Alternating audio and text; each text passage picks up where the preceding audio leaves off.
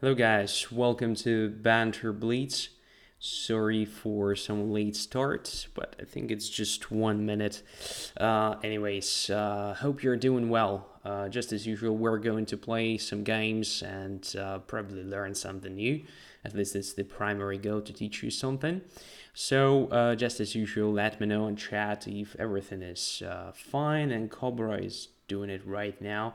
Everything is good. All okay, nice. So let's go to challenges and see if we have somebody I've never ever played before.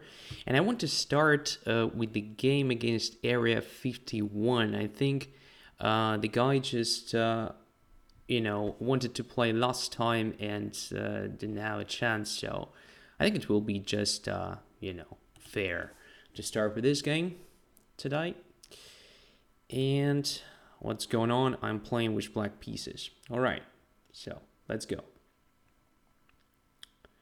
D4, knight to F6. And by the way, area 51 is 2600. So pretty strong opponent. Have to be very careful here. Okay, knight goes to D2. Let's just ask the bishop.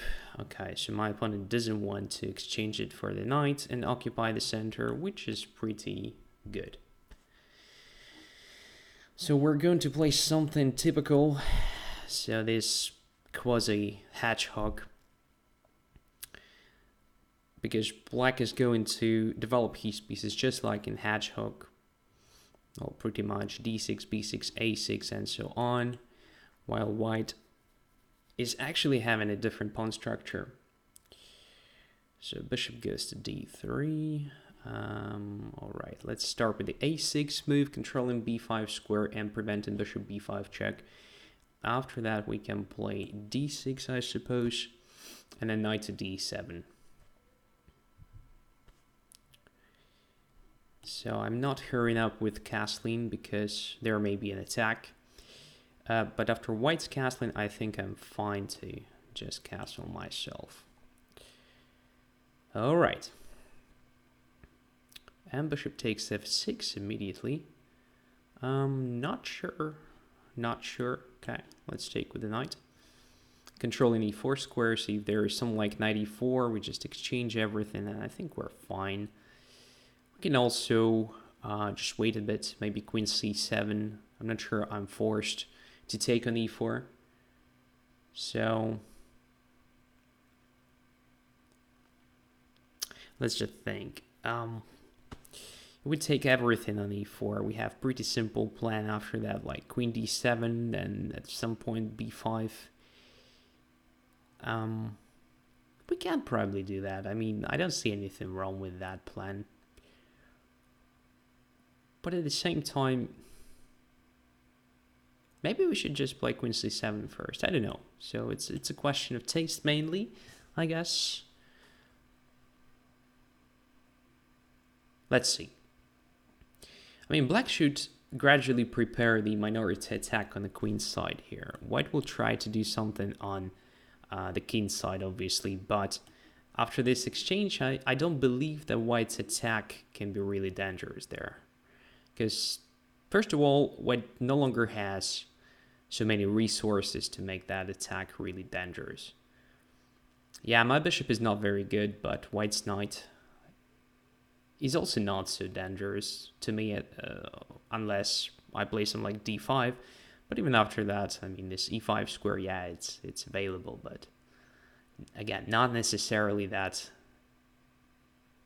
dangerous. So let's go to c8 now. Preparing queen to c6 maybe, because I think it's okay to eliminate the threat, like the potential attack or something. And if white doesn't want to exchange queens, then our queen will be on the light square, controlling light squares, replacing my missing light square bishop. All right, so we enter the endgame. Now, what to do now? So what's our plan? I mean, at some point b5, b4, right? Where do we need our king? Somewhere on d7 will be nice. So maybe it's a good moment just to start moving our king towards the center. Because I'm not ready to play b5 or something. But the king should be somewhere on d7, I think. It will be good position for it. Rook to b3. Very interesting maneuver. But I don't see danger still. My b6 is protected. So I should be comfortable here. I can put my king on c7 if I want. Maybe even on b7 just to make my rook free. And then we will see. So white is probably going to play something like d4, d5, right? I think it's time to prevent that.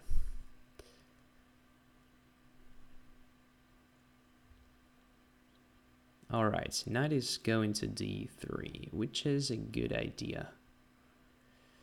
I guess it's also a good moment for us to relocate our bishop, just to control both sides. So somewhere on d6 it will be placed better than on f6.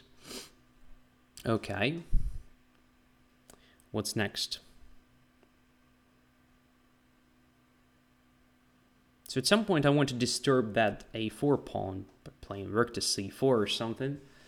But I have to protect my pawn first, I think. So should I play this rook b8? Well, maybe. Let's see. Then maybe rook c4. Also not necessarily achieving anything. What can be an alternative plan? So that rook on b3 is kind of stuck. So maybe it makes sense for me to try something on the other side of the board. Like rook to g8 and then g6. But I don't feel like it's the right plan anyway. So, okay. Let's see what happens if we just put the rook on c4. Kind of binding opponent's rook to a4 pawn. Now if we protect our pawn on c7, if we put our king on c7 protecting b6, we'll have our rook free. But there is something like knight to e5 possible. Maybe it's an idea for us just to play f6 here. I know I weaken e6 pawn, but I just want to limit opponent's knight here. And to see how that works. Like king c7 now. King to f3. Alright, what's next? I think rook to e8. With the idea of e5, but I don't have enough time. So I'm in a severe time trouble here. That's the problem. That's the problem. I kind of like my position, but I'm only 50 seconds on the clock, so I'm at high risk here, I think. So my pieces are placed in a pretty good way, right? So everything is logical here. And the opponent's rooks are stuck. Both of them, I mean. On the other hand, yeah, it's hard for me to be active here. Okay, so this is losing this pawn. So let's take it. Maybe I'm blundering something, but highly unlikely. I mean, this is a good development for me. What we see on the board, it actually helps a lot. Because now I have, yeah, very simple plan. I have extra pawn now. I guess my position is already winning, but again, the time on the clock is the main concern. So let's play e4. And what is next? Rook to a2 maybe.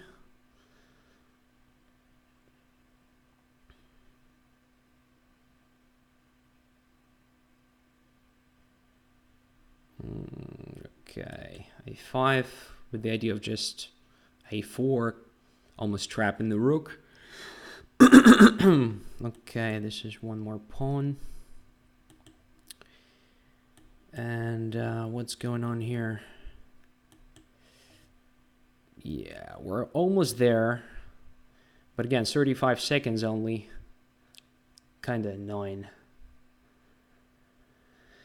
Okay, activating the king. So it should be winning position, but, you know, 30 seconds only. And this is the blunder, by the way. Knight c3 is possible now, yeah. I'm an exchange down now. But I'm still having great position. I mean, Looks like that at least. Yeah, spoiled everything. Spoiled everything. Before.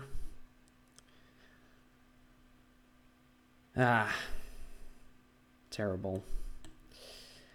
Terrible stuff.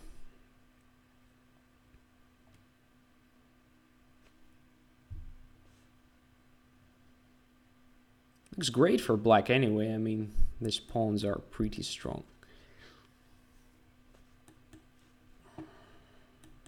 Look at my pawns.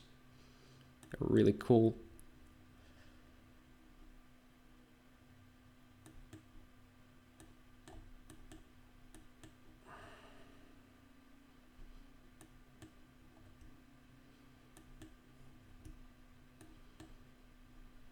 Oh shit.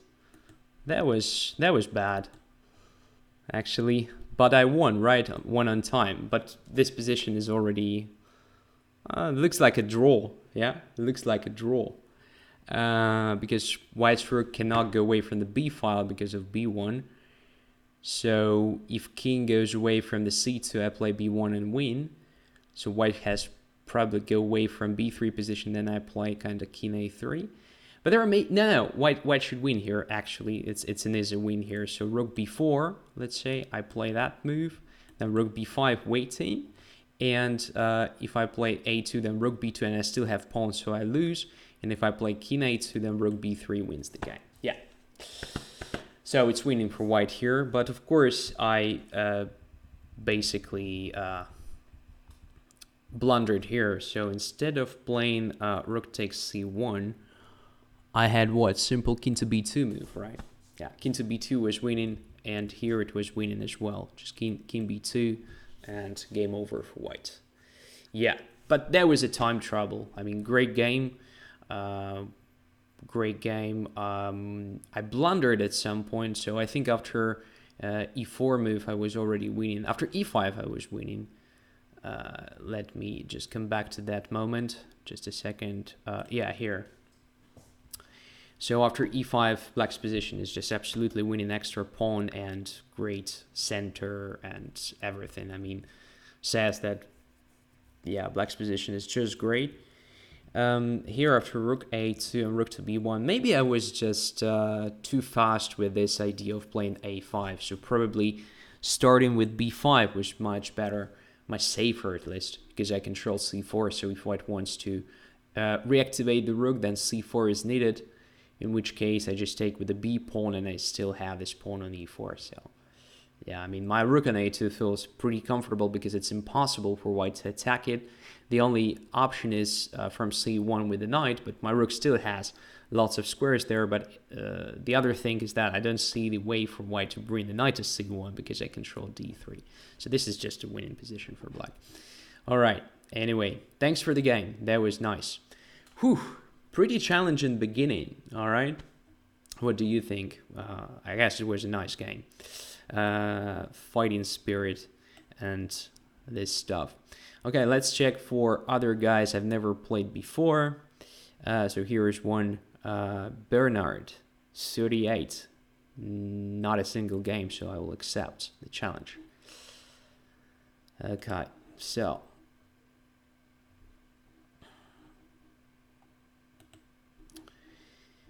playing with black pieces again. Oh, goodness. So the stream looks still okay, right? So you can see me, you can hear me. And here we have English opening with the G3. All right. Let's play accelerated carries because it leads to pretty funny positions. Okay, D5, CD5.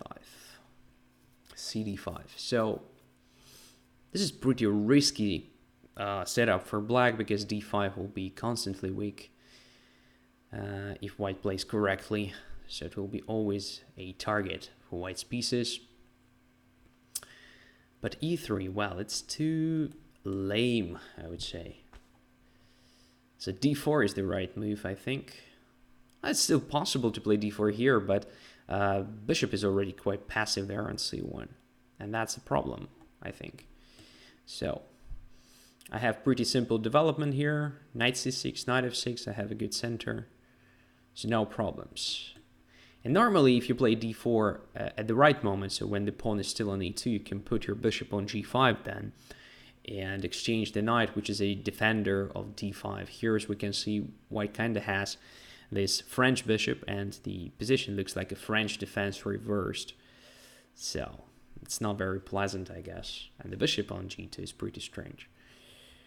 All right, so let's start the attack immediately. h5, h4. So this pawn on g3 actually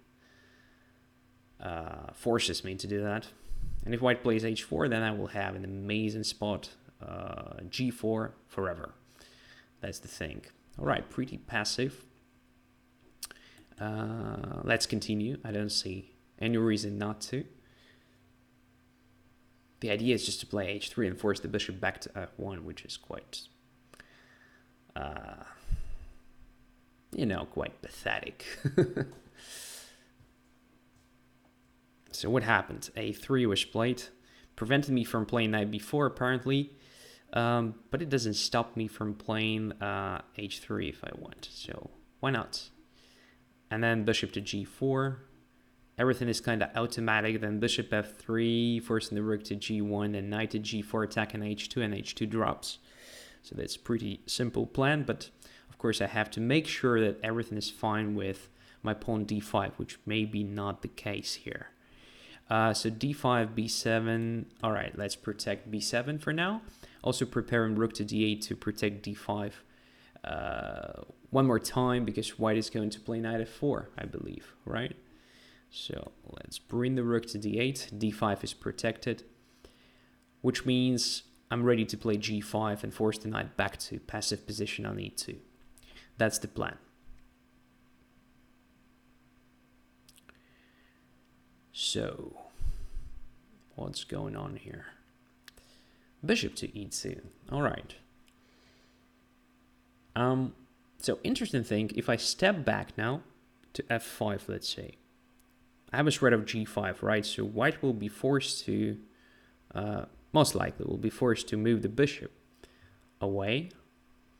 Then I play g5, knight comes back to e2, and I come back to g4. It doesn't give me anything additional compared to just exchange on e2. I think, yeah, it's the idea worth trying, so let's see. Maybe I'm missing something like g4, who knows. Just trying to exchange that g pawn for my d5. g4 takes g4, takes g4, queen g4, b7 drops. Yeah, it's unclear. Yeah, so probably I should have just captured on e2 to simplify the things. All right, now, since white decided not to move the bishop from e2, I'm just forced to try this g5. Because if I don't play moves like g5, trapping the knight, then how am I going to win the game? So knight is hanging, and I don't see moves for that knight at the moment. I guess g4 is the only option. Because then if I go away to h7, it's possible to play knight takes h3, but white decided just to take on d5. Okay, maybe I missed something. But it should be okay for me. So queen takes b7, right? That was the idea.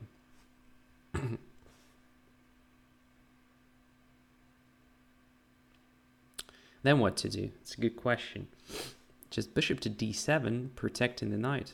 All right, let's forget about it. White decided not to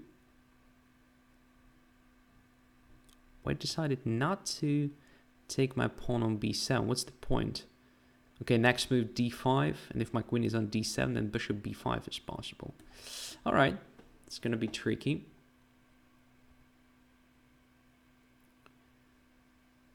Oh, bishop b5 immediately. It's not dangerous. Excuse me. Because white will never play d5, that's the thing. So I guess this maneuver deserves attention, just bishop e6 and bishop d5, blockading d4 and winning the game.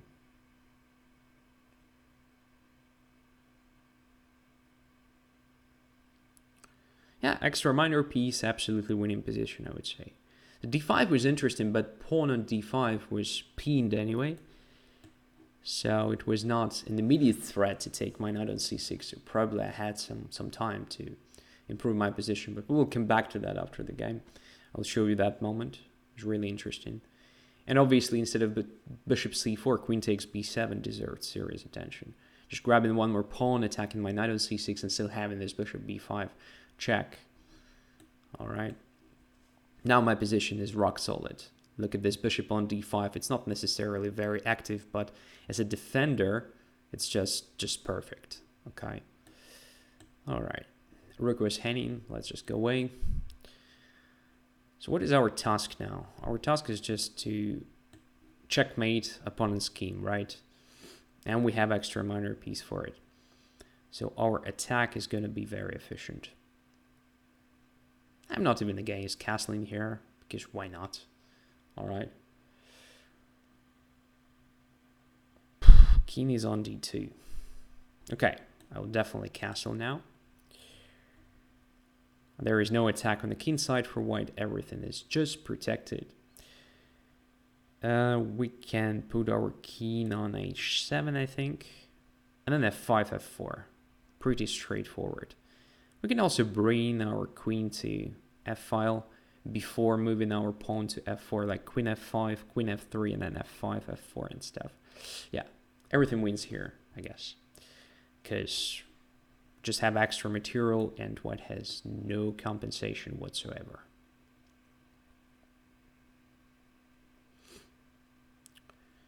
All right, check. I anyway wanted to have my queen there. Now I'm doing this with the tempo. So now queen h1, queen takes h2, wins a pawn. Then probably I can even promote it if I want. So let's go for it.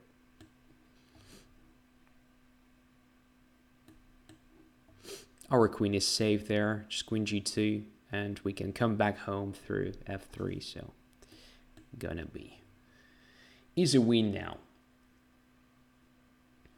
So the question, what was the idea of king h7? Wasn't f5, f4 immediately possible?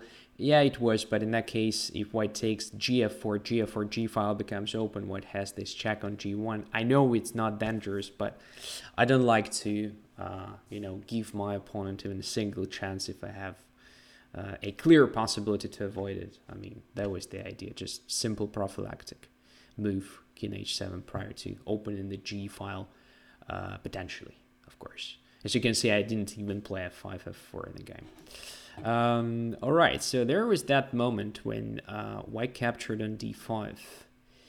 And after queen d5, the first possibility was just to take on b7, attacking my knight. And still having this bishop b5. I think to avoid serious risk, I have to play something like bishop d7 back.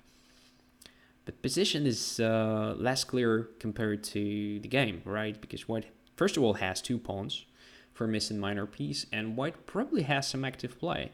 What about bishop c4 followed by immediate d5?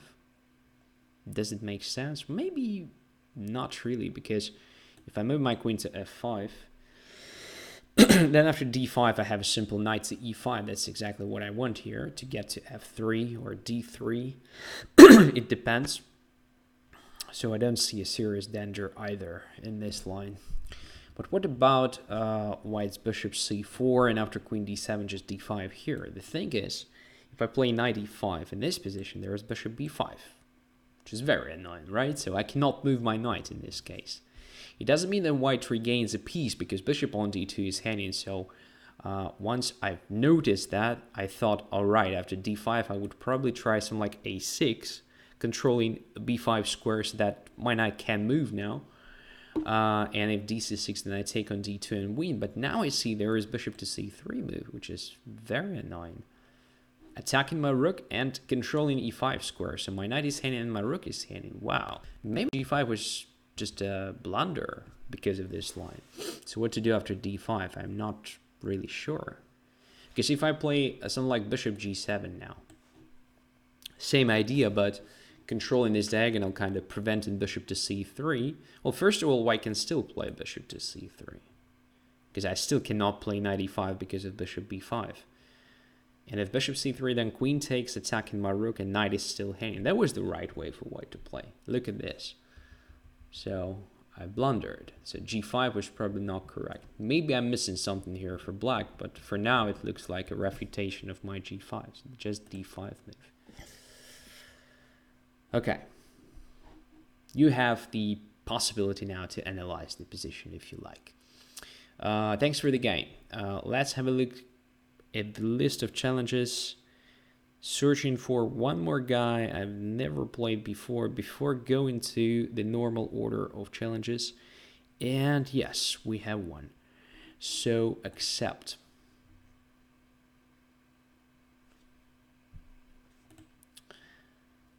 Tome 1, 2, 3, 4. No worries, you're one of the first challengers today, so you will definitely have your game. So,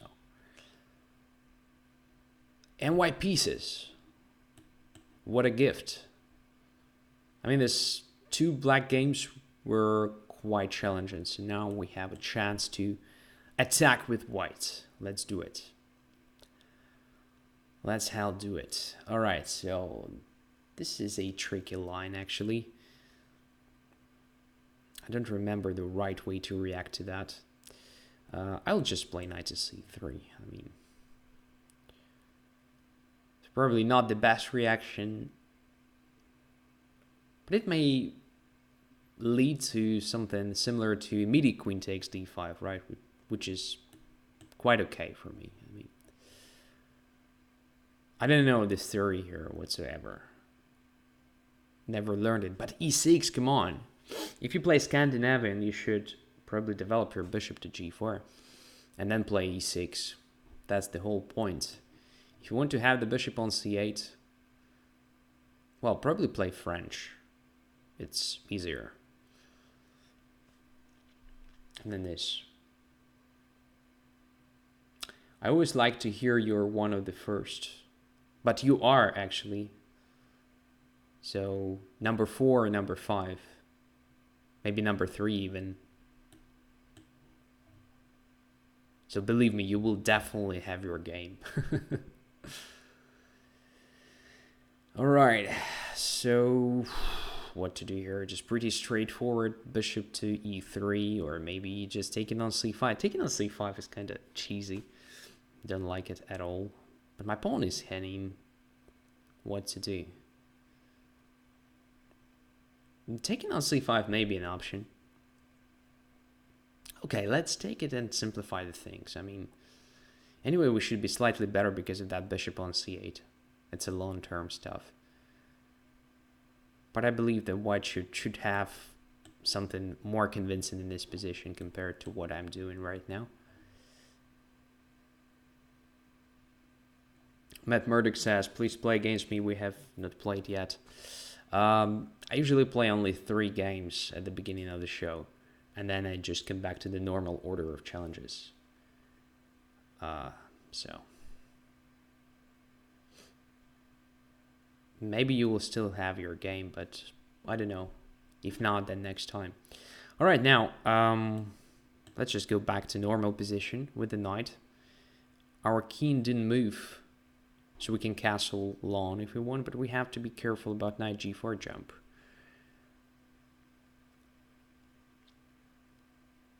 A bit of 9, honestly. A bit of 9. So should we spend a tempo on this h3 move? I think we should. Otherwise, we always have to think about it, and I just, want to eliminate that option for black forever.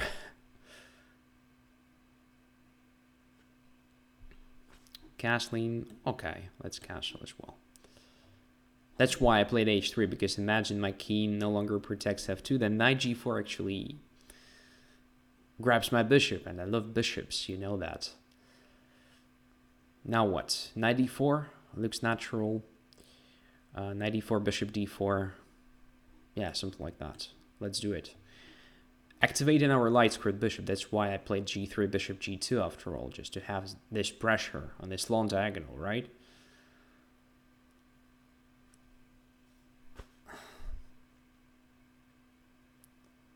And e5, that's strange. I mean, now I can take on c6, damaging the pawn structure, and also grabbing a7 pawn.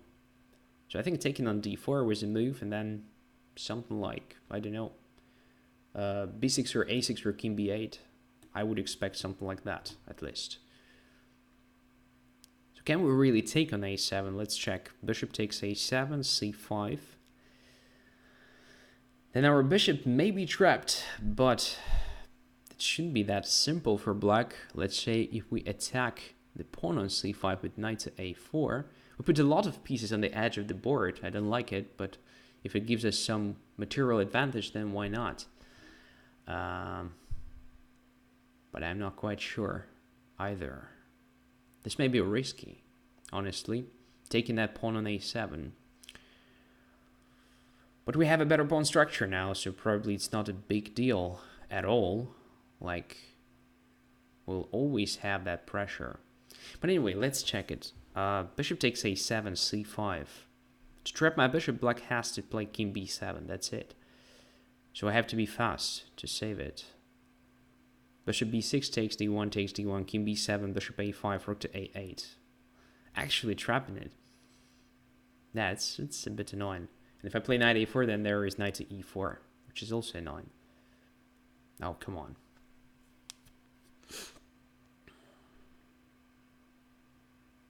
So what to do here? Decentralization. Yeah, this is just a stupid move. Like, realizing that we have, again, some problems with time, because only one minute. I played the first that came to mind. If not bishop a7, then what? Yeah, something like this. Attacking e5. Yeah. Definitely not the best I could have done.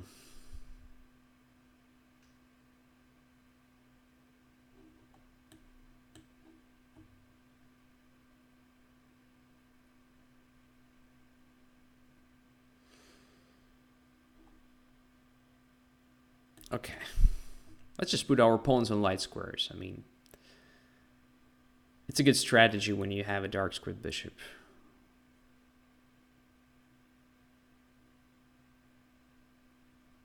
I was told that many years ago. Maybe it's no longer true. I don't know.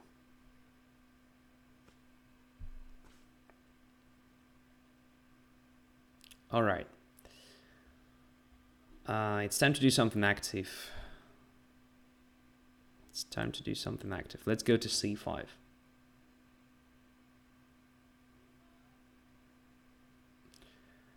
All right. Let's bring the knight to c5.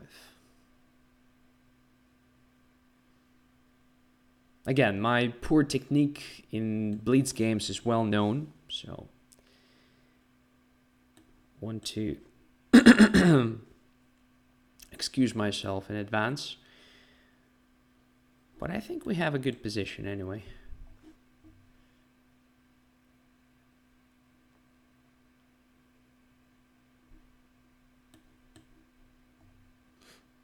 So we have a bishop against the knight with pawns on different flanks. Why didn't I take on f5? That's a good question, actually.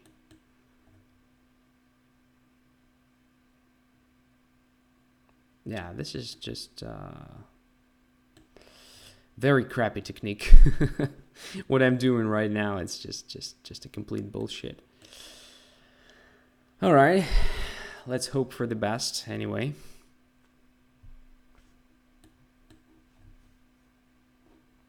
So we have a bishop after all. But we have only 28 seconds. This is pathetic. I mean, like, this is very bad.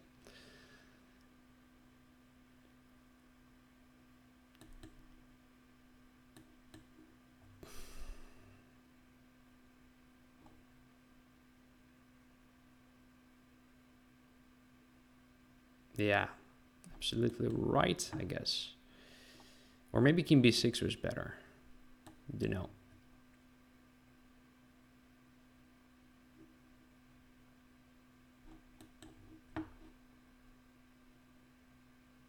Black is just outplaying me.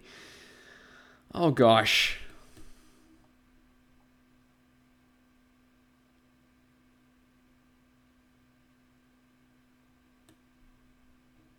Oh.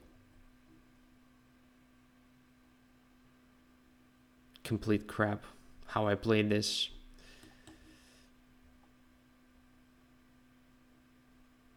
It's probably the worst endgame ever.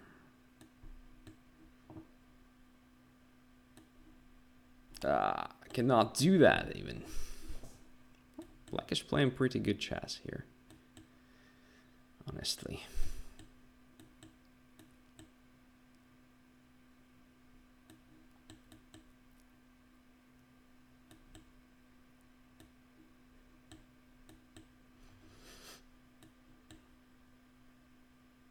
What happened?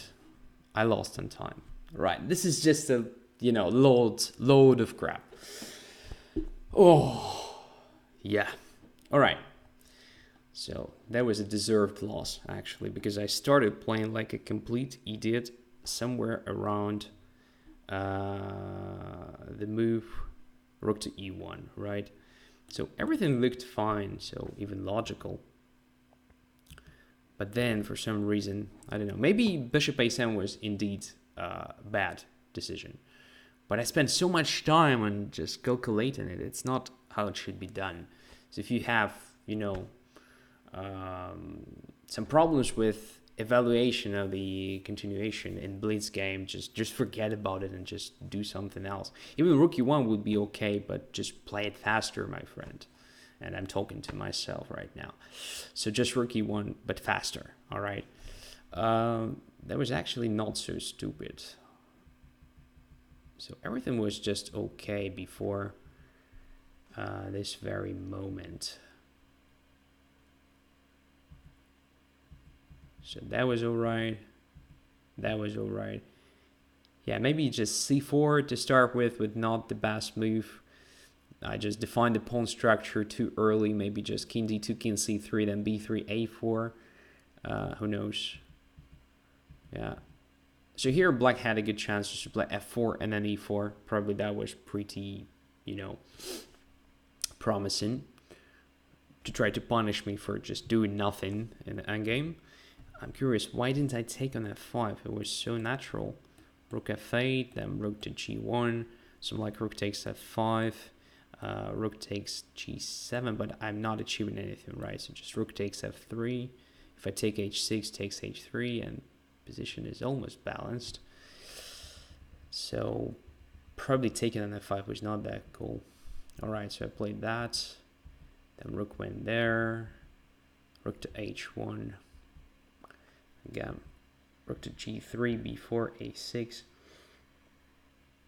Yeah, so it's not so simple to play it with white because black's rook is so active, but probably it could be, logical just to play king e2 with the idea of king f2 trapping the rook. So that rook g2 is kind of forced, then bishop f2. Now king f3 is the threat, and if e4, then king f1, actually trapping the rook. That was so simple, actually, and so natural just to get rid of that that pin. So after king to e2, probably e4 is forced. If I'm not mistaken, just having this f3 square immediately.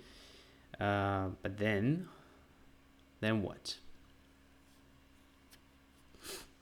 Also not so simple to make a useful move, because if I move my rook, then rook takes h3, and I kind of, a bit constrained here because I cannot do anything active unless my rook is active. So I cannot push my pawns or something.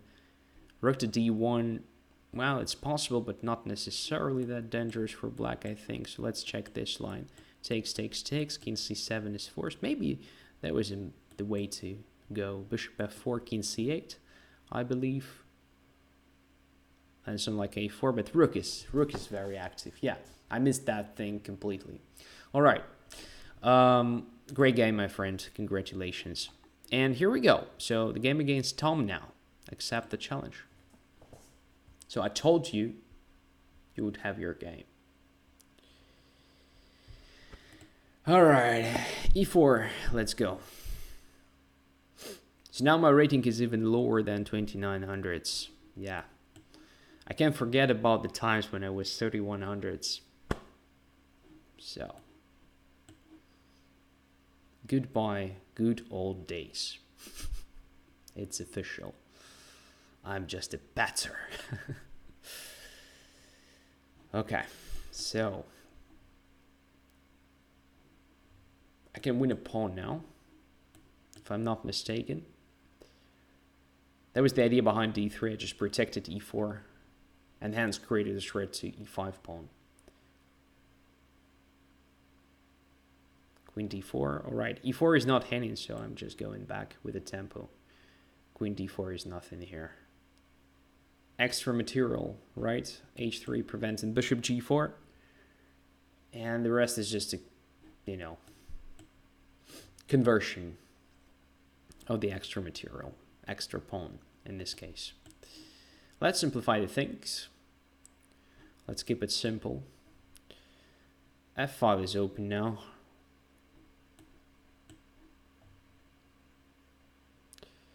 Okay. Let's bring our pieces to the king side. It's logical, right? Pay attention to how my pawn d3 protects e4. So that bishop on b7 is pretty passive. My queen protects the knight, so there is no knight e4 trick. I just take with the knight or with the pawn, doesn't matter, and then win a piece in that case.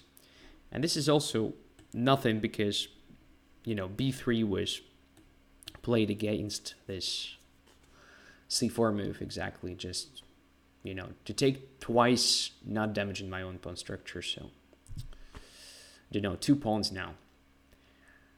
Knight is coming to f5. I have an amazing center here.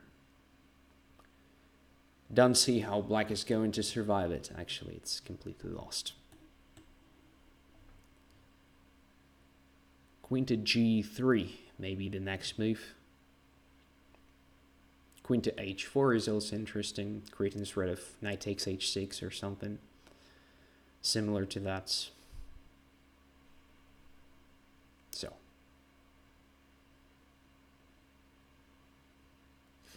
of course, everything started with that initial blunder on e5. After that, it was already, you know, more or less clear, I would say.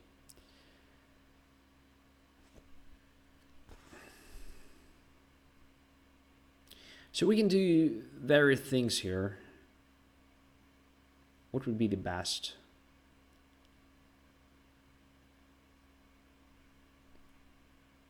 Let's say queen to h4. I don't see anything wrong with this. Queen is protected.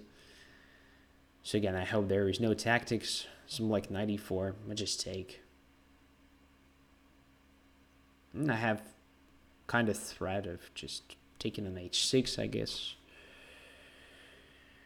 After knight e7, what we can do, again, different things, I believe.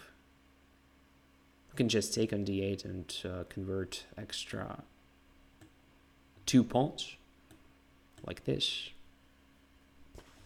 gradually. But again, I'm putting myself at risk, because, you know, my technique is bad, but not so bad to, you know, miss a win in such a position. Nevertheless, probably I should have just checkmated my opponent in the middle game. But this is also convincing to me. Okay, rook f7 is now possible. Then rook takes c7. Yeah. So how many pawns? I mean, it's no longer very important. I think 4, all right.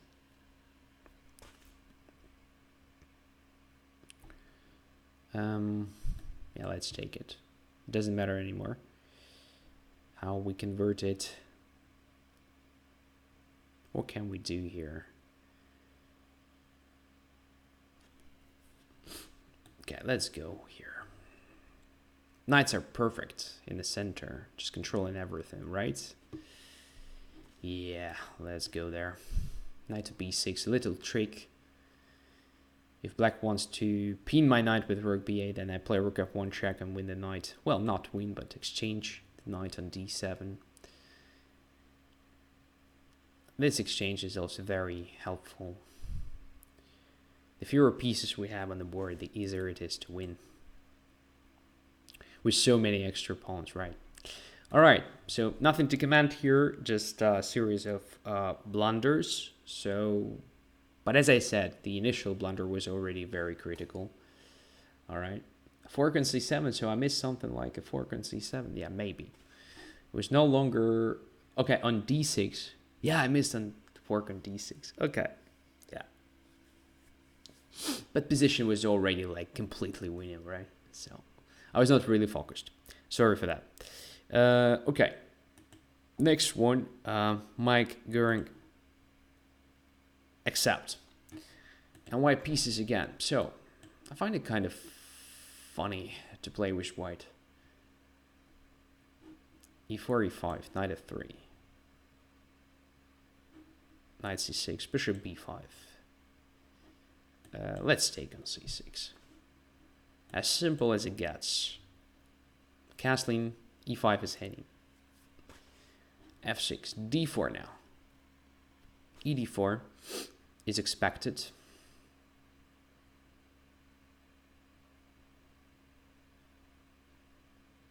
Of course, there is bishop g4 as well. But ed4 is considered the main line here.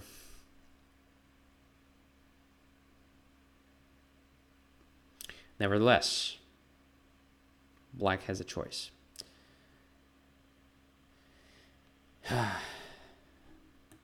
Taking with the knight. Now c5 is expected. Also the main line.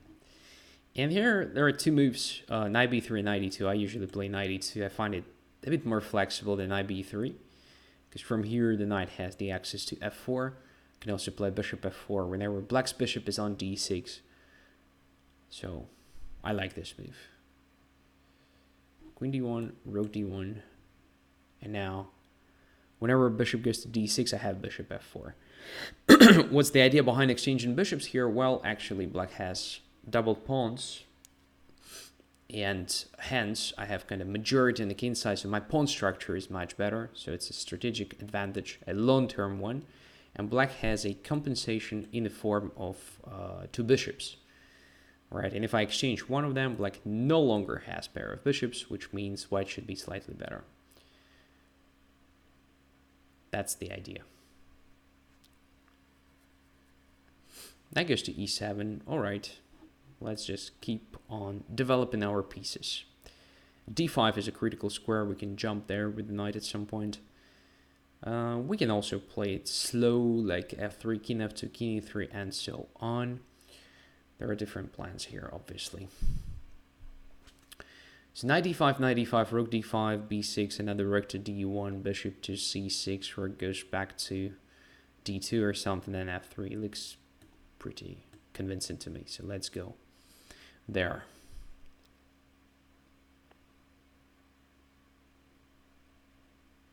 There is also an option to jump with the knight to h5 at some point, just disturbing black on both flanks. Let's see. First of all, yeah, we have to clarify this situation. It's pretty simple, I think. So after knight d5, c7 was hanging, and if black ever wants to castle, then knight takes d5 is forced. b6, okay. So now rook to d1 or knight to h5. I mean, both are possible, supposedly. And let's try rook to d1.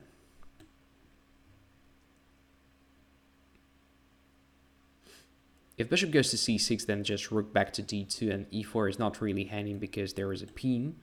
Rook to e1, winning a piece.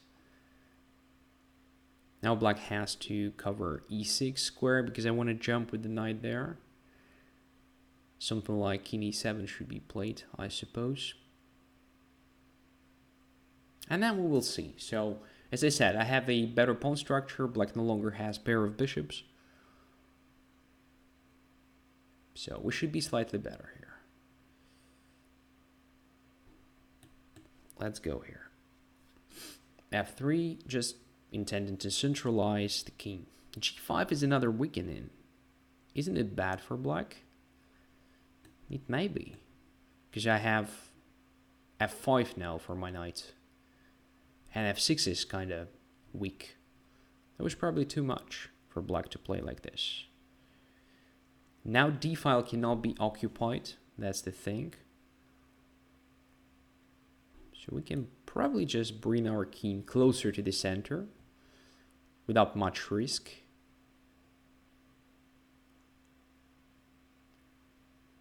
Yeah, I like my position now. Kind of controlling everything important, I suppose.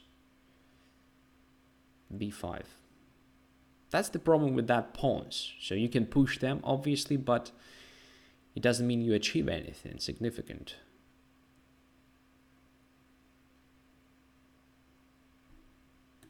Okay, let's just fix this pawn structure. I like it. I like this weakness on f6.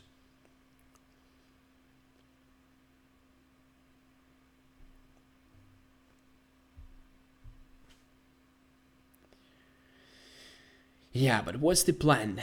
Rook to d7 looks interesting to sacrifice the exchange, but then king can go to e6.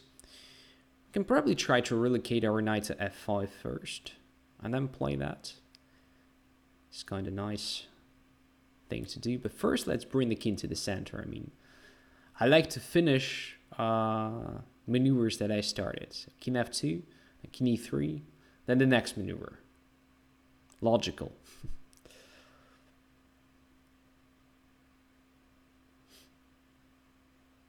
Okay, b4 was played. Okay, so let's bring our knight to f5. Let's see if we have some perspectives there. Because after knight f5, we have the idea of sacrificing the exchange. Okay. Because the king in many cases cannot go to g6 or e6. Maybe just checkmated there, which gives us some interesting perspectives, I would say. Maybe I'm overestimating my position. Okay. So black now has some activation, right? Rook can go to h3. Actually creating a threat to my e4 pawn. So maybe I just underestimated black's chances. Black decided to play rook h7. Which also makes sense. Now I don't have what? I don't have rook to d7 move. Okay. So I probably misplayed him in this position. I mean, I'm definitely in a very bad shape tonight. Okay, let's find some targets on the other side of the board, maybe.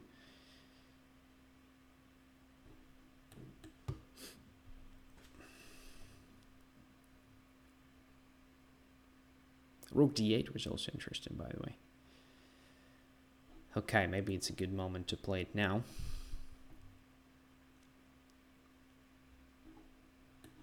Now we should have access to a5 pawn. Gradually, c7 will be also under attack constantly. As well as well, after rook h2, I think it should be simple. So we just play. Okay. Just a sec. There may be a problem with e2 square. Probably bishop b5 is planned. So like rook to c8, bishop b5, rook c7, king to f8, let's say. And there is a threat of rook e2 checkmate. There should be no checkmate after all if I just cover e2 square. But this may be actually not so pleasant. Nice resource, by the way. Nice resource. Oh, okay.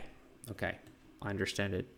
So now if bishop b5, then rook c7 check, and if king f8, rook c8 check again, and if king f7, knight e6 check, and knight takes b5. Okay. This is about solving studies. Simple stuff. All right. This is even easier. Now we just take the bishop. And no. In this case, we just checkmate the king. Yeah. Rook h3 was really good. Instead of playing rook h7 here, just rook to h3. Creating a sort of rook e4 or bishop e4 because f3 is now pinned. And if I play something like king f2, then rook to h8. Yeah, there was a way to go. Now you can play rook h2 and so on. Don't know, but maybe I have something like this now. So takes, finally sacrificing the exchange, again using the same motive. So if king goes to e6, rook e7, checkmate. If king goes to g6, rook g7, checkmate. So king is forced to the back rank, that's what I mean. Something like, I don't know, king f8, let's say. So if I want, I have a perpetual here, but if black plays king e8, I don't. But anyway, I'm trying to achieve more than just a perpetual here. Do I have more? That's the question. So for example, in this case, yes, I win the rook. All right, so black cannot take that pawn, and probably should just move the rook away from the back rank first. But then I can take on c5, and I have 2 pawns for missing exchange. Maybe I will win more. Black has some weaknesses here. I have some interesting plans of playing e5, king e4, at some point just activating the king and moving it towards opponent's king. I actually played a similar game not so long ago. That was also a Blitz game, and yeah, I successfully sacrificed the exchange in a very similar position. But that was a different game, was a different position, so the pattern is just similar. So I don't know if it would have worked in this game. This, you know, just a good possibility probably to consider. All right. Thanks for the game. Just a general advice, don't play bishop d6 so early, giving me a chance to play bishop f4, because after that it's kind of one-sided game, I would say. So the next challenge, on M. Let's play accept. All right, white pieces. Well, chess 24 is very generous tonight. Except for first 2 games, I think I had all others with white pieces.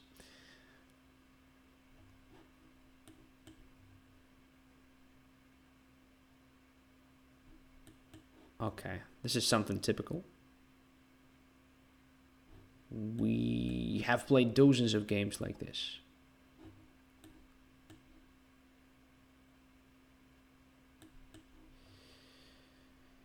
So let's go a4.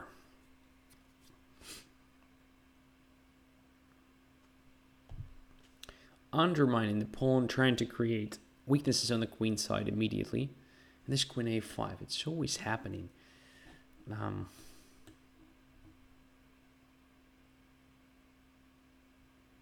Arnhem is always playing it. For good or for bad, but that's what we have here. Almost in each and every game.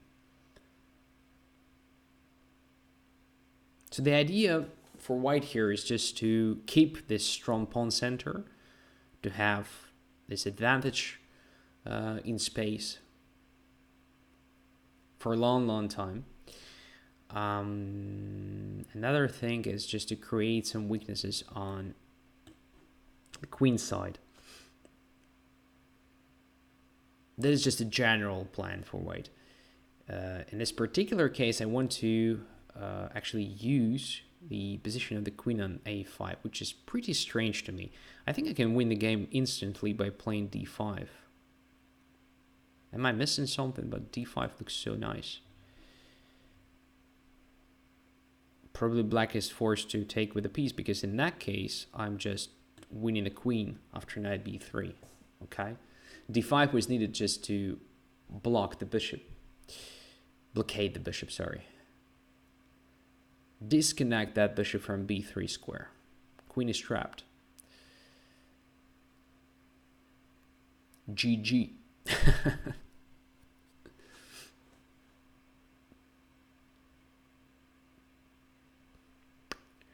Yep.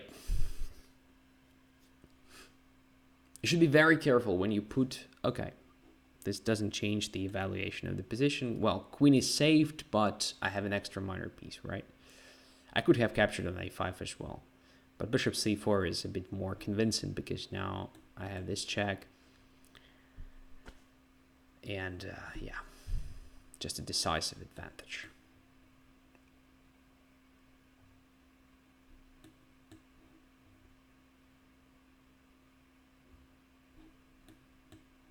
Just a minor piece, no compensation, even material compensation.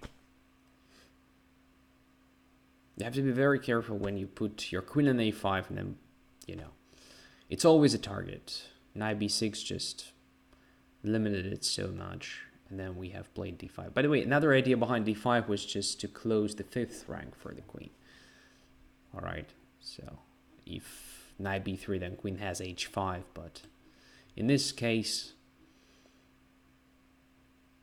yeah, queen was just completely constrained. Knight to e5. Okay, what should we do? Just play f4, right? Asking the knight why, actually.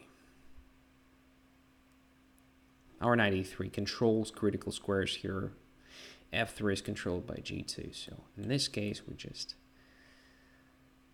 kind of eliminate everything. That's what we need because we have extra material. We don't need risk.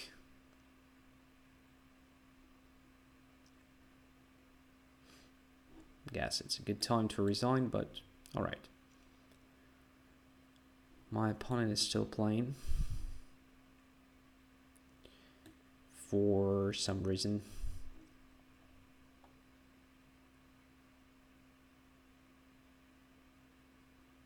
Probably waiting for my blunder, which can happen because you have seen how badly I played in previous games.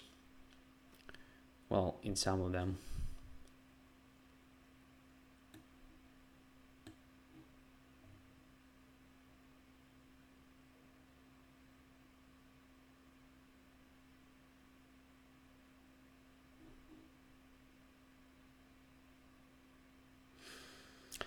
Well, I don't know. Let's play g4.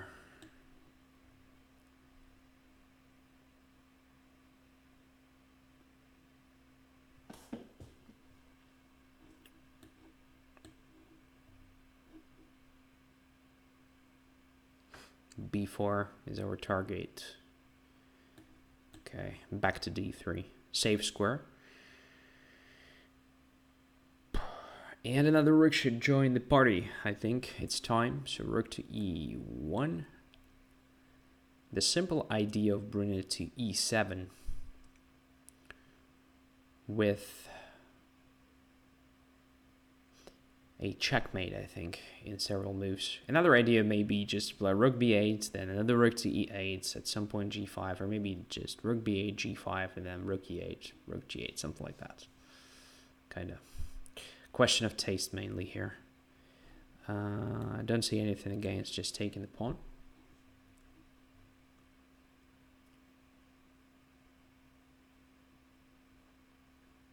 Yeah. So everything was decided in the opening stage after you blockaded your own queen on a5 with the knight on b6 and then played bishop e6, giving me a chance to play d5. Simple tactics. All right, prom night is the next. Let's go. Playing with black. Finally.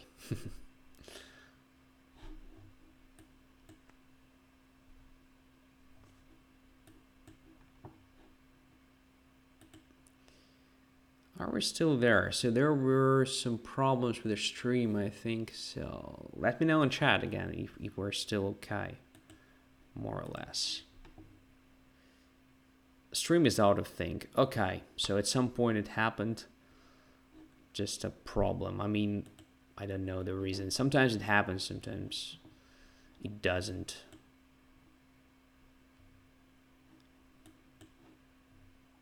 Sorry for that, guys, but it's probably not my fault.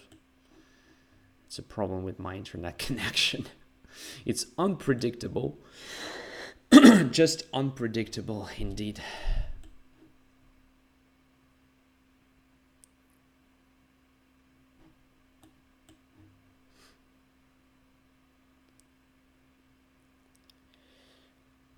Okay.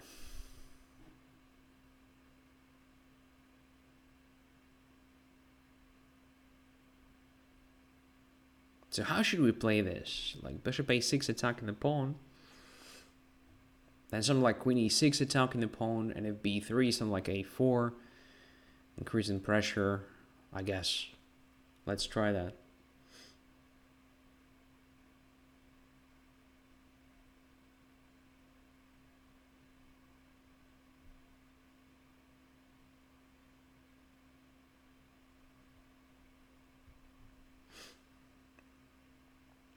b3 was played. All right.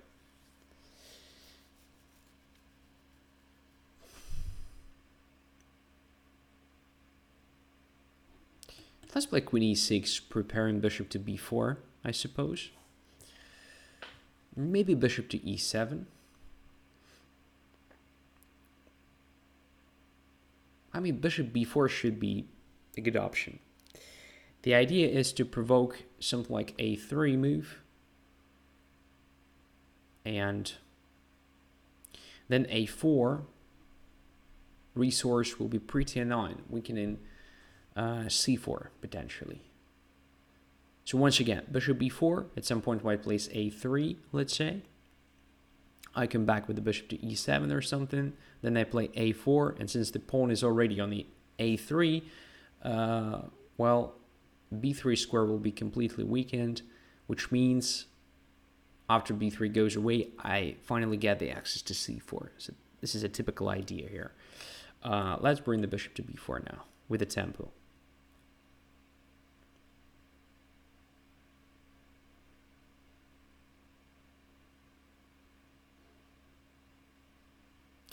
Looks good. So the question, accepting 3 or 5 minute challenges. Well, I accept both, but I prefer 5-minute game because I can explain more. In that case, I have a bit more time to talk about the things on the board. And that's basically the point behind my banter. So I'm playing not to win necessarily, but just to explain the things.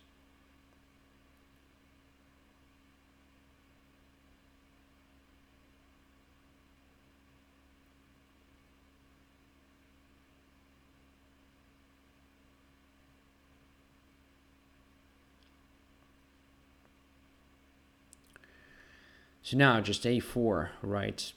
The first move that comes to mind. Let's go there. Trying to break through the a file and just finish the game with a direct attack against the king. Should somehow work, I think.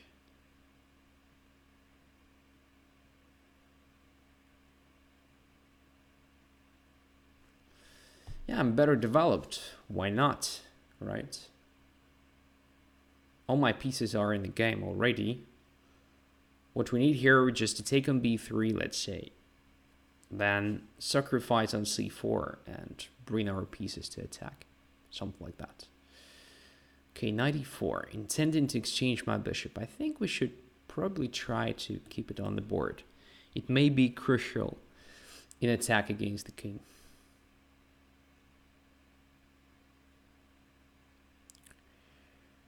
d5 now looks very good for black.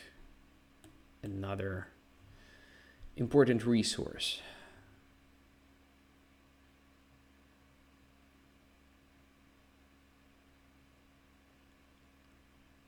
Just trying to open up the position.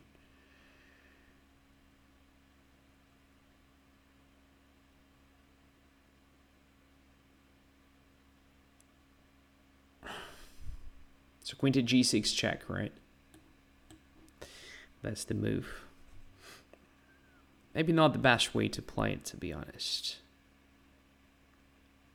Yeah, somehow it's not what I wanted to achieve, basically.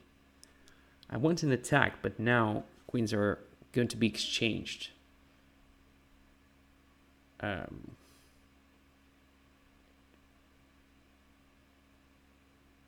don't want to do this. So probably I should just go away with the queen. But then I lost time on queen g6 move. Oh, that's bad. That's bad stuff.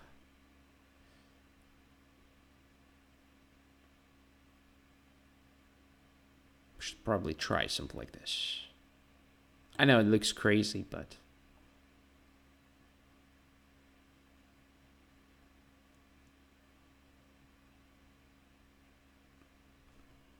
maybe white will not take. And then we still have a queen on the board.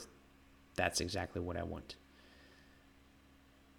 But now I notice that there is some like b4, which is completely unclear. But the knight takes c4. Well, position is getting crazy here. I probably missed something very simple because it already looked like, you know, pretty much winning situation. Right, so I decided not to take un passant, which is good news, I guess. Because with queens on the board, it will be much easier for us to create some real threats on the queen side.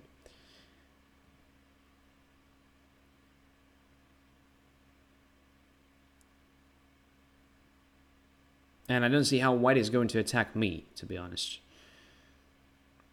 Maybe this b4 deserves attention, because otherwise...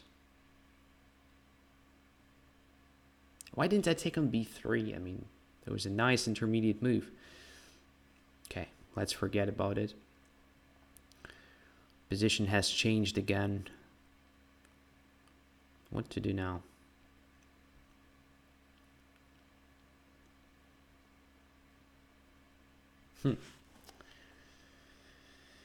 Yeah, I'm playing it badly.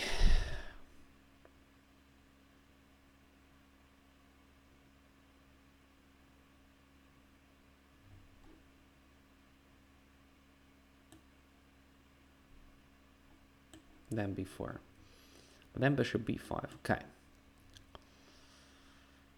At least we're trying to open it against opponent's king, so it should make sense. The other thing, I could have done something much more convincing. I have a feeling that I missed something. But anyway, let's try to play this one. Let's try to work with what we have on the board. I guess I have to play this.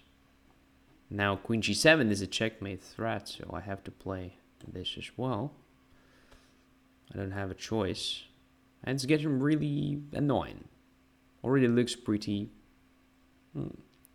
unpleasant, at least. 28 seconds only. Oh my god, I have to be much faster now.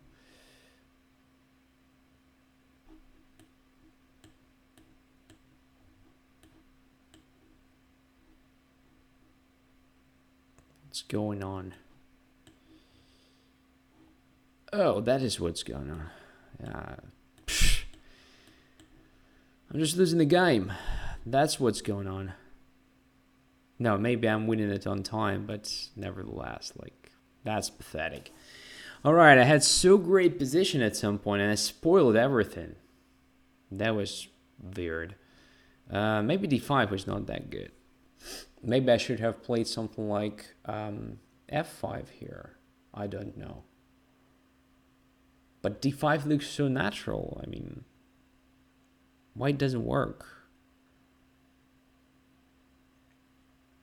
So d5, knight to g5. All right, maybe I made a mistake, but given this check, maybe check was a mistake.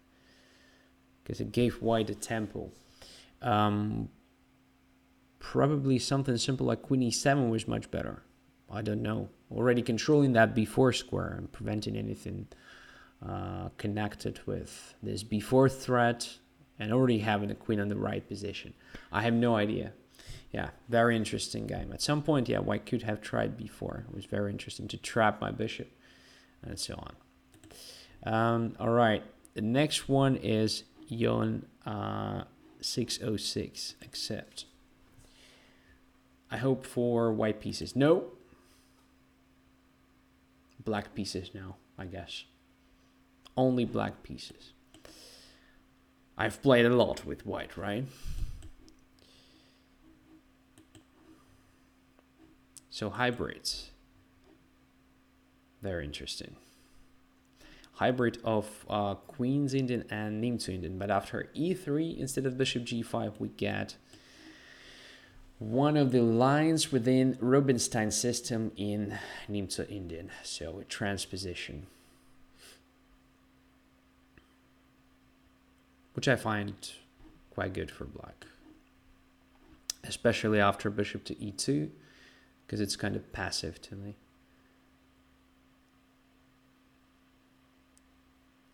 Okay, let's jump to e4. Definitely not something that is forced here. I can simply play some like d6, knight e7, then take on c3, then play e5 or something. But I just want to play this pawn structure, honestly. That's the plan. To play against these doubled pawns, this position is double-edged, obviously, because white has pair of bishops and potentially very strong center. But if black plays correctly, white's center shouldn't be that dangerous. Shouldn't be that efficient. h4 is very strange. Okay. So I would expect something like knight e1 and f3, like the main idea for white. Actually trying to play this e4 a bit later, to open the position for bishops, to grab some space, to have the center, and so on. This h4 is now a liability. I mean, because of that h4, it will be quite hard for white to actually move the knight from f3 anywhere, because that pawn is hanging. This pawn can also help me start the attack after something like g5. Pretty simple.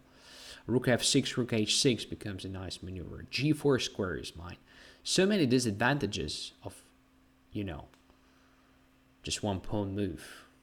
I think it's too much, right? Okay, so what to do? c5, is it a threat? I don't think so, but I want to blockade that c4 pawn just to make sure nothing bad is going to happen to me on the other side of the board before starting my attack. Rook f6, then rook g6, or maybe rook h6, we will see. I mean, both look pretty good.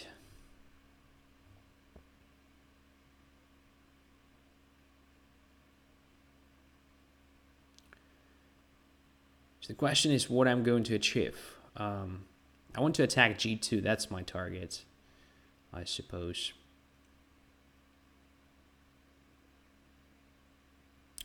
Knight to g5 doesn't look correct. So maybe rook h6, and if knight e4, then queen h4, right? Yeah, and after rook h6, I attack the knight on g5. So if white plays something like f3, I just take on g5 twice, and I'm a pawn up.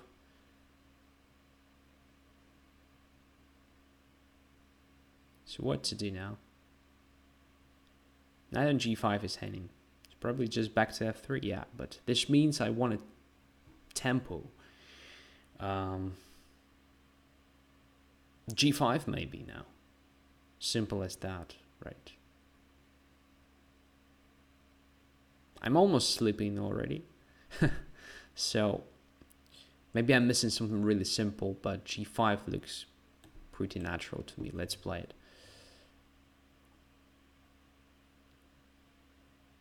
I should be somehow successful with my attack on the king side because all my pieces are kind of focused on that side of the board, and it feels like white's pieces are misplaced.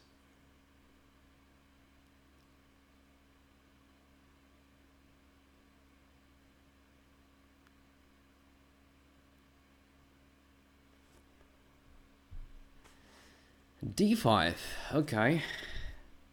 There's definitely something I didn't expect at all. What about g4 now? And there's nothing wrong with ed5, I guess, but g4 looks pretty cool. Let's calculate. G4, bishop e4 takes on f3. Let's say, looks good. G4 takes e6, takes f3, and if takes d7, then takes on h4 should be winning. Let's go there.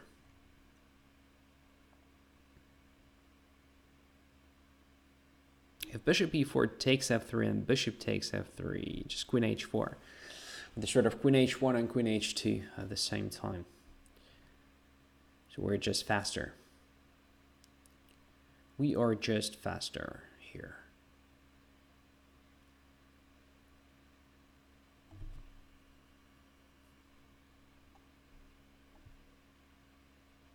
E5 was suggested. Yeah, e5 was also great, just closing everything. But I just didn't notice why I couldn't, you know, just play g4 immediately, because d6 was nothing. G takes f3 and so on. All right, let's take on h4. And I don't see a defense against the checkmate. Knight df6 was also suggested. Yeah, all are good moves, but I think this straightforward attack is much easier. So it's the simplest way to win the game. So for example, if d takes e6, then just g takes f3. What can be wrong with that? This just wins immediately. There is no defense. What else? Bishop takes e4. All right, just takes on f3. Bishop is hanging, pawn on h4 is hanging. Again, what can be wrong with that for black? If bishop takes f3, queen h4. How to protect the king against the checkmate? Because there are two threatening. Queen h2 and queen h1. There is no defense. It's lost for white again. g3. All right, I just take the bishop. Extra minor piece. Well, yeah. Some problems still, but not so great to avoid that line. Okay, so for white, it's better to develop the bishop on d3 immediately.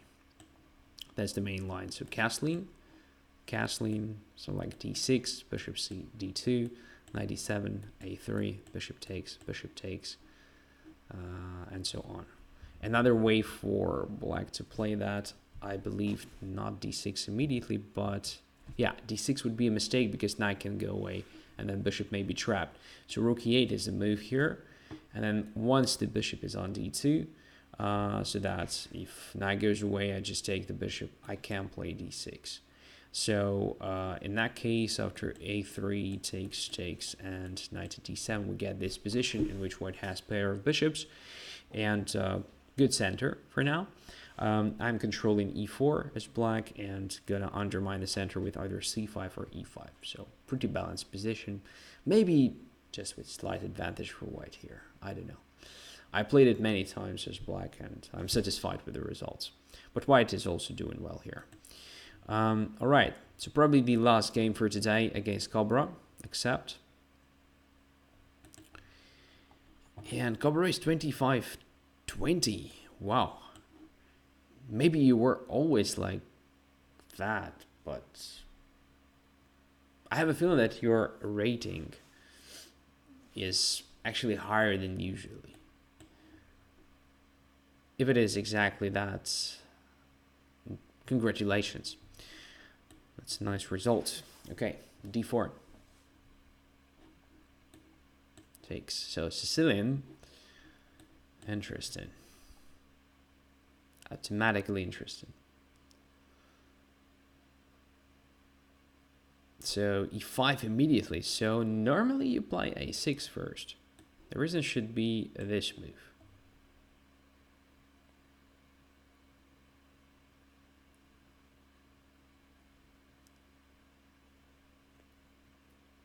So after this check, I had the access to f5 square. As far as I remember, that is how you play this.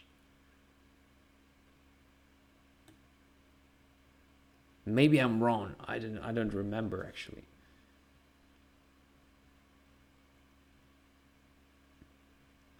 So guys in chat are saying thanks for the game. Thank you guys. So I'm doing that for you. Without you, it's impossible. Your position, I mean. knight f5. So if knight takes c4, then knight takes g7. Oh, maybe we have played something like that already. I don't kind of don't remember. All right, now we have an interesting choice. We have bishop g5. We have knight e3. I think knight e3 is logical. Just head into d5, which is usually not so simple in normal Najdorf when you start with the a6 and then play e5.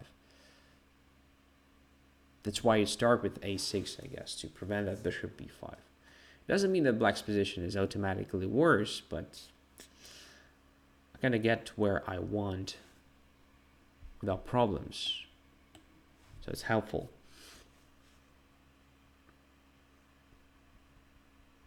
Knight goes to d5, next move. And I should have a slight advantage. Potentially a big one, but everything will depend on how the game develops. Taking into account my shape, I mean, everything can happen. For now, let's just enjoy a great position of the knight on d5. It may change though if black exchanges it at some point. But even in that case, I mean, that dark squared bishop is constantly bad. So I still should have some slight advantage, even in that case.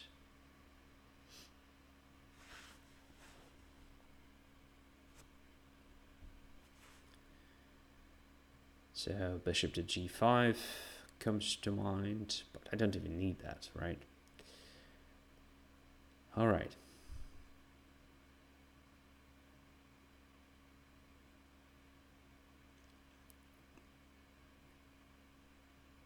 I should protect that pawn, and I don't want to do that with my pawn, because in that case, after exchange, my pawn will be weak there.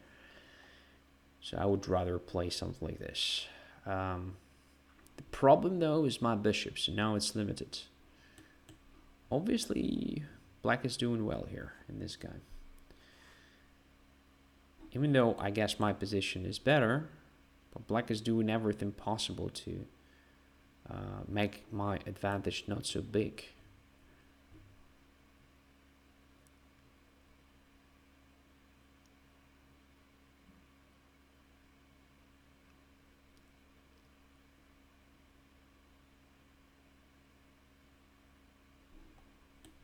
Okay, it's time to complete the development. So since I don't have this e3 square, I'm trying to get to that diagonal through e1. Takes with the queen. Now bishop e1. I don't think it's a good idea for black to exchange pieces here, because in the ending I should be better because of that d6 weakness and better bishop. So all these are long-term factors. And it's pretty risky for black to play like that. I would rather, you know, try something active on the king side. I mean the attack there. In the endgame, oh, I didn't take on e5. Yeah, I'm just sleeping already. Rook takes e5 was possible. Blundered that possibility. Very bad. All right, b5, I'm just taking twice, I guess. Yeah, very bad for black. Extra pawn now in addition to already existing advantage. And this one should be pretty convertible. What happened? King f7. So now I can probably try this. Rook takes e5 finally. Then bishop g7, rook to d5, bishop takes c3. Let's say rook to c1, rook to c8. I'm exchanging everything in rook d6. Okay, the rook ending. Maybe not so simple to win. And I would rather keep that bishop passive. So maybe this e5 is not even something I want to capture. It's just a pawn after all, right? If we have a trade-off between like a pawn and completely passive opponent's minor piece, I would choose the minor piece. Okay, what to do now? Just b5, b6 looks pretty straightforward and efficient. Then this pawn is going to be supported by this bishop from behind, like this.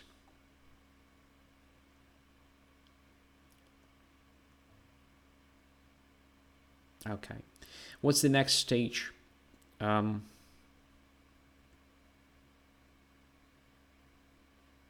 C5 comes to mind. It's not that simple though.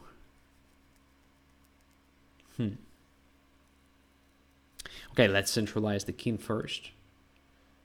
We will need that anyway. In any case, king to d3. An interesting idea can be just to play king d3, king c4, king b5, by the way. Let's try that. Because why not? Right?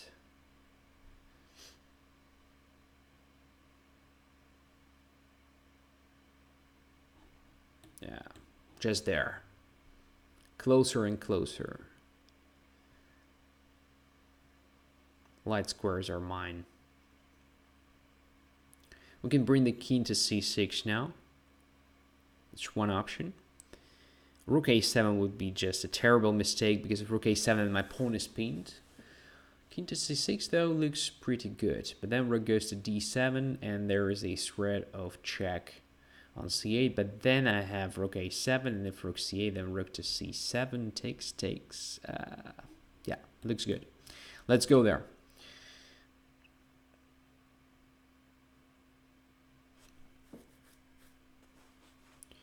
G4, nothing is happening, so let's just continue with the plan.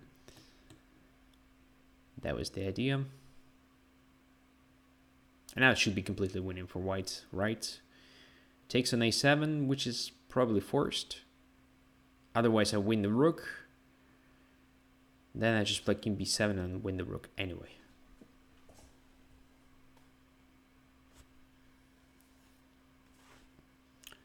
All right, not that bad finish of the show, I suppose.